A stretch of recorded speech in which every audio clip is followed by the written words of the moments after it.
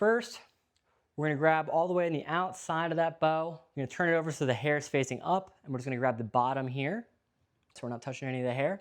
And we're again gonna be hitting the lats.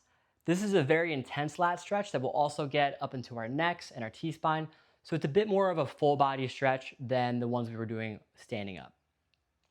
So we're gonna grab this. See, my palms are facing up, just lightly grabbing the ends of the bow. I'm gonna slowly bring my arms up in front of me, keeping them on the bow. And you can see here, I'm at the top of that stretch. I can't really get any more. So what I'm gonna do is I'm gonna tuck my chin in like this, pretend like you smell something bad.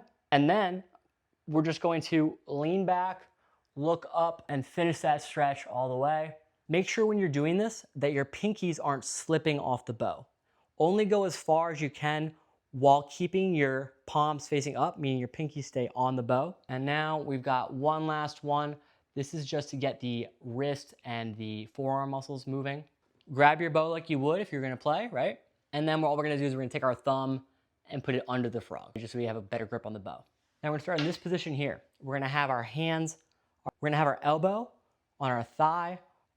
Basically, there's just gonna be stability, so we're not moving anything else. We wanna make sure that it's just the rotation of the forearm that we're working.